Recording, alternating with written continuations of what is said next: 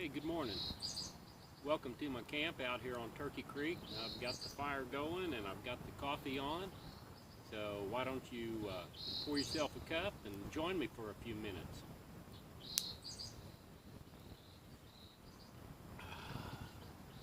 Good stuff. I'd like to take a few minutes this morning and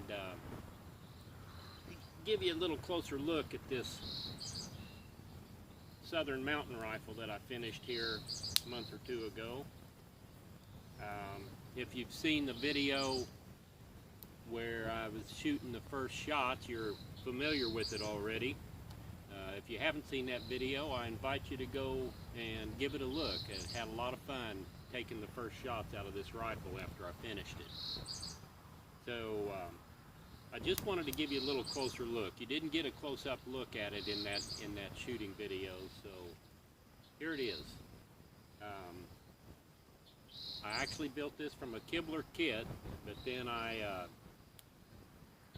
forged some extra parts and installed them and just kind of gave it my own personal touch.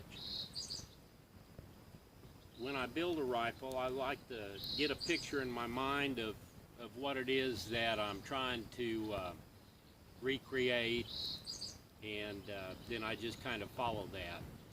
And that's what I did on this rifle. I wanted to build a rifle that would have been built in a gun shop in the mountains of North Carolina or East Tennessee. Just a good solid working rifle. Not a fancy gun, just something that the wind shifted on me here, smoke's blowing. Something that the old boys back there in the mountains would have been using in daily life, for protection, for putting meat on the table for their family, and just all around general use. So this is what I've come up with. The first and most prominent part that I added was I hand forged a Southern style banana patch box lid and the springs, and I installed that. I'm pretty pleased with the way it turned out. It's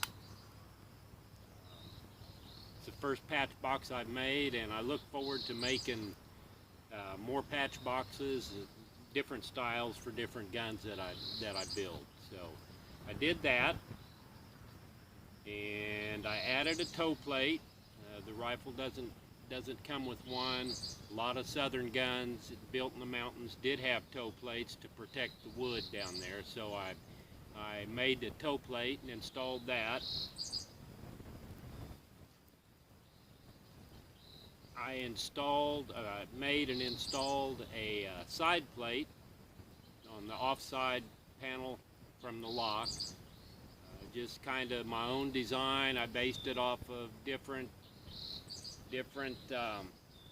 side plates that I've seen on Southern guns over the years, and didn't copy anybody, just kind of forged out a flat piece and then filed out my own design. So there's the side plate.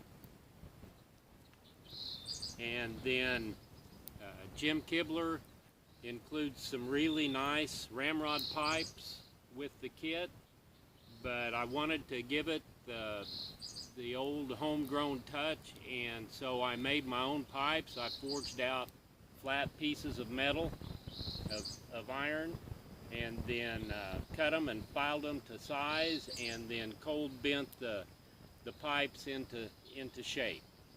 So there's the ramrod pipes. I was able to leave some forge marks in there so that they don't look too machined, just something that would have been made in the gun shop back there in the mountains of North Carolina. I tried to accomplish that on the patch box as well. The toe plate and side plate, the metal was a little thick, so by the time I got done filing it down to the thickness I wanted, most of the forge marks were out, but that's okay. They're still handmade, and I'm pretty happy with the way they turned out.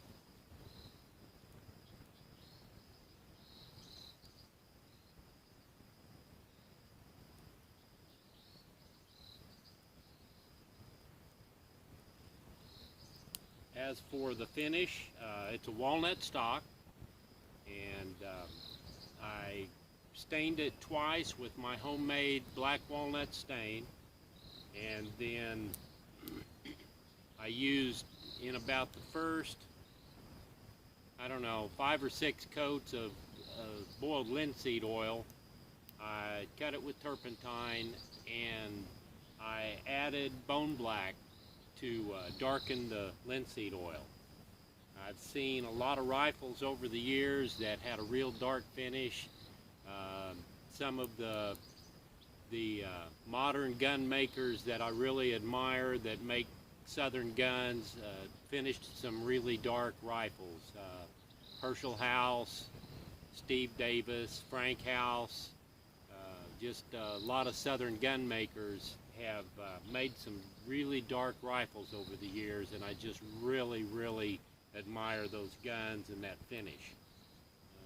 This rifle's already got a couple of scratches on, light scratches on the finish. I've been carrying it around in the woods simply just for the no hunting season, just simply for the joy of carrying a really nice rifle in the woods. There's just not much better feel than that, walking through the woods carrying a good flint gun. As for the metal parts, I did not brown them on this gun. I used Jack's Black brass darkener, and I just coated the iron parts, the barrel, lock, trigger guard, butt plate, just coated those repeatedly until I came up with a nice dark patina on the metal, and then I kind of knocked it back a little bit with a Scotch-Brite pad, kind of gave the edges a worn look.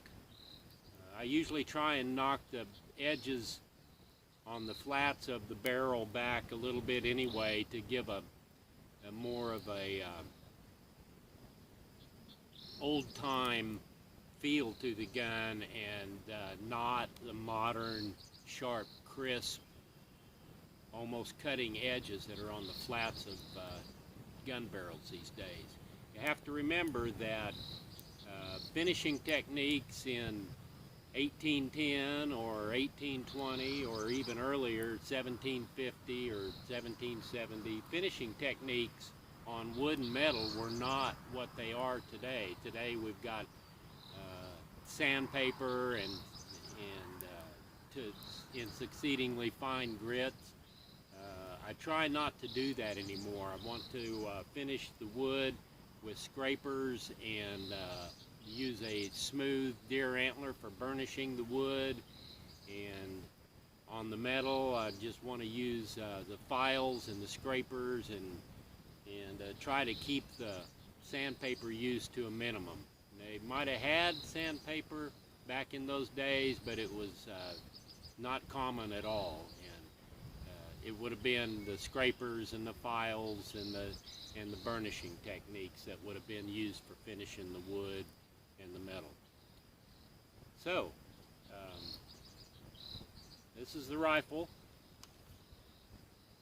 my Southern Mountain Rifle, or somebody's Southern Mountain Rifle if somebody wants to buy it. Not too many guns that I make that I won't sell.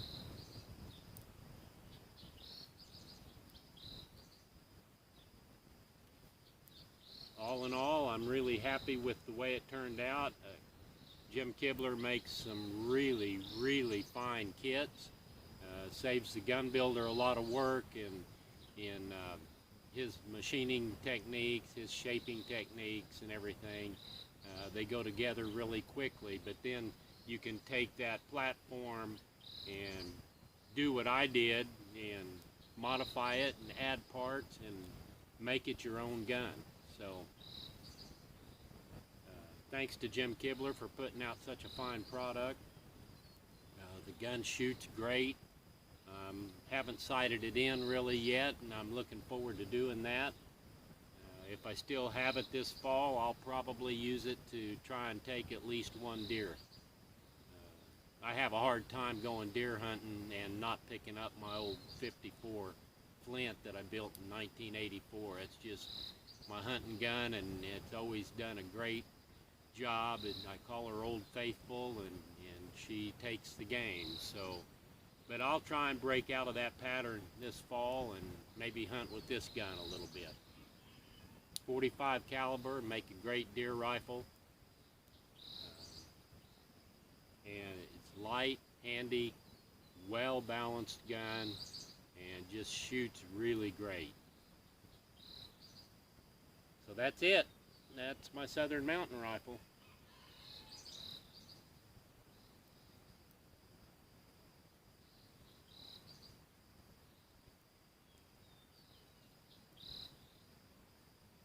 Well, coffee's getting cold, so we better drink up and put out the fire and call in the dogs and head it on down the trail. So until next time, keep your flint sharp, your priming dry, and stay free.